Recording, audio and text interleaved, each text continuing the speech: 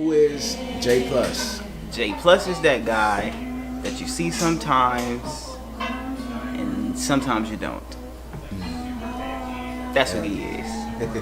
Nah, I'm an artist from Charlotte, North Carolina. Born and raised, you know what I'm saying? JAYPLUSS.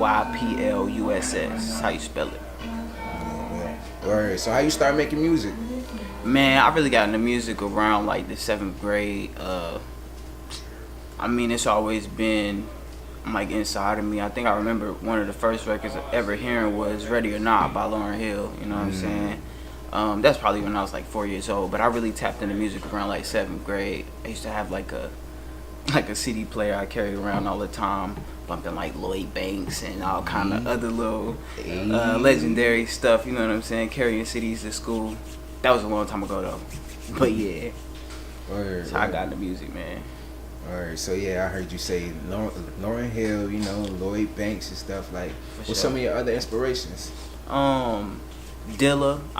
Dilla's like my biggest inspiration, especially when it comes to like my beat selection and stuff like that. Dilla had a real heavy influence on how I hear music, you know what I'm saying, and the type of music that I make.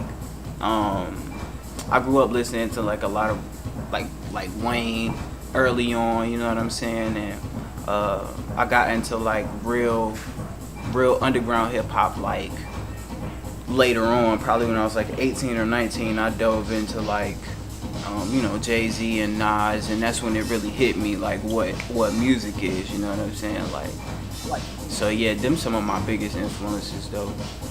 Word. Alright, and what moment did you think like, hey, I can actually do this shit? For sure. Probably I don't know, man. I dive in and out of that, you know what I'm saying? Because I'm a regular person, I'm a critique on myself.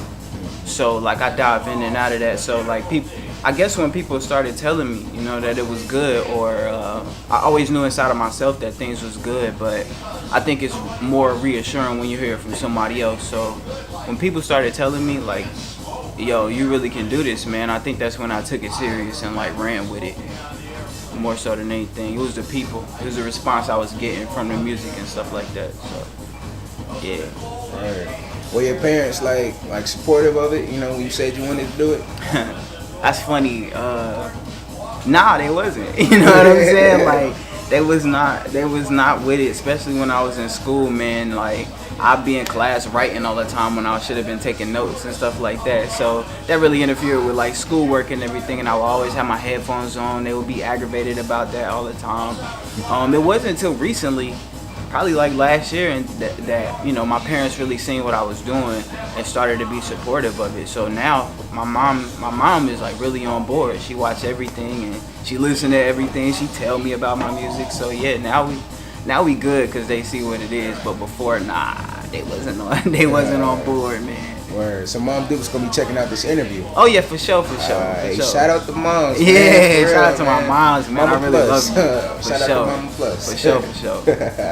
Yeah. Let's talk Tripple Blackness, man. Word up. What inspired the name? Tripple Blackness came from the term Triple Darkness, which is really about the universe and how it was created. It started off in like a very dark place, and from the dark came the light, pretty much. You know what I'm saying? That was my whole thesis about the album. And Triple Blackness is just a play on the term Triple Darkness. I just made it black because, well, I'm black. You know what I'm saying? Like, and it just relates to other black people and hopefully everybody in the world. But it really have to do with the term Triple Darkness. Go do your Googles. Do your Googles. Yeah, man. So what's your favorite track off of there? My favorite track is probably Mesmerize. It bounces in between Mesmerize and As Above, So Below. Yeah. And was it hard, like, trying to balance being vulnerable and transparent while still making music that you thought people would like? Yeah, that was a challenge, man. This was probably my first time being this vulnerable about stuff that I went through in my life. It was challenging, but it was real liberating at the same time. I felt real free after I got it off my chest. It was like writing in a diary at a certain point. That's what it felt like, you know? So yeah, it was a struggle, but at the end of the day, it made me a better person. You know what I'm saying? To get that stuff off my chest and not hold it in. Word, So yeah. Oh yeah. So like for the people who haven't got a chance to check it out yet, what could they expect like sonically from it? Sonically, you could just expect a lot of harmonious like music. You know what I'm saying? Like I'm a rapper at heart, but I wanted to make this feel real harmonious and melodic. You know what I'm saying? So that's what a lot of the sounds are. You know, I try to stay to my roots, but tap into like more of like just a vibe, man. It's really just a vibe. It's a short project, you know what I'm saying, but you can listen to it from top to bottom and it's just a vibe. That's what I think people will catch from it more than anything. It's just a vibe.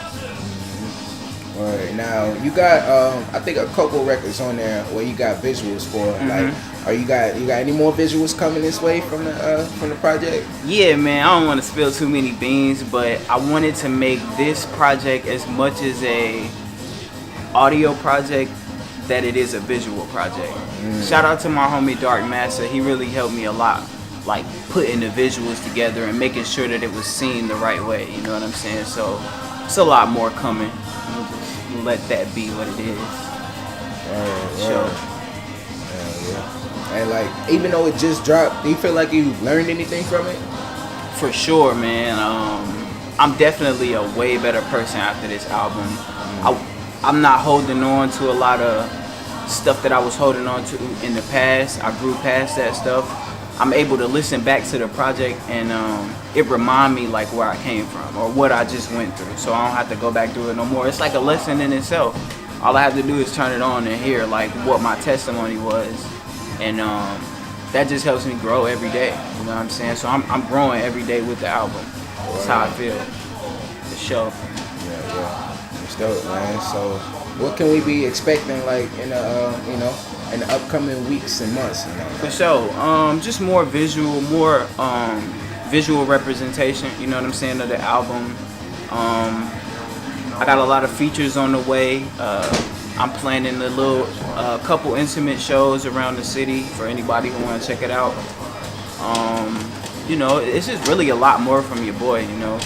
A lot more to be curated and made sure that it's right. I'm just trying to get the music right for everybody, you know. So there's a lot more coming, for sure. Yeah, dope. So this last question is a question I typically like to ask pretty much everybody, man. But I feel like it's also just like it's speaking it into existence. But where do you see yourself in the next 5 years? I see myself traveling with my music. I see myself going to different places.